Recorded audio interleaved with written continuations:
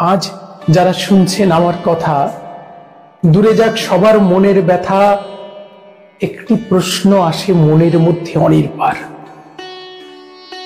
যারা মন্দ করে, যারা খারাপ করে, ক্ষতি চাহে অন্যের, তারা তো বেশ থাকে। যারা সোজা পথে চলে, শুধু কেন তাদের জন্য কষ্ট? আর কেবলই কষ্ট পায় তারা, দুঃখ জ্বালা যন্ত্রণা ঘিরে ধরে তাদের। কোথায় গেল ঈশ্বরের বিচার?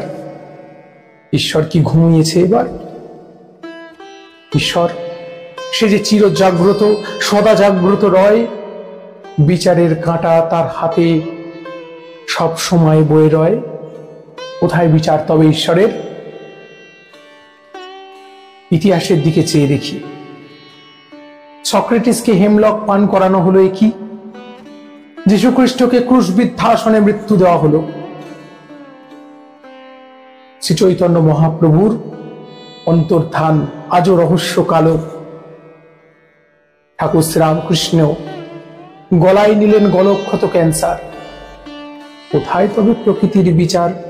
যারা করে জগতের কল্যাণ, তাদের জীবনে এত কষ্ট, এত ম্লান। আসলে তারা প্রাতঃস্মরণীয়, নিজেরা বরণীয় হয়ে দেখালেন পথ। জীবনে আছে দুঃখ, আছে বেদনা, আছে সহস্র আধারের পথ, তারই মাঝে অ্যাকসেপ্ট করো তাকে। আছে দুঃখ, সব অবস্থাকে মেনে নিতে শেখো আগে, তবেই এগোবে এই জীবনের রথ। সোজা মানুষেরা, সরল মানুষেরা, সুস্থ মানুষেরা, যারা সকলের মঙ্গল চায়, তারা জগতে কেবলই কষ্ট পায়। জগতের যত আছে কষ্ট দুঃখ, ঈশ্বর তাদের বারে বারে দেয়, পরীক্ষা করে।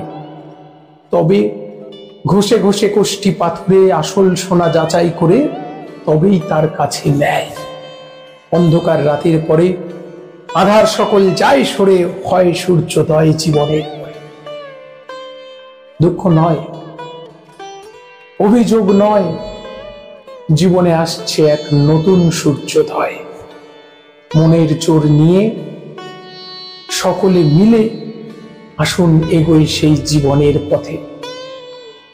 এর পথে নেই কোনো মানা, চোখের জল নয়, ভুলে যান কান্না।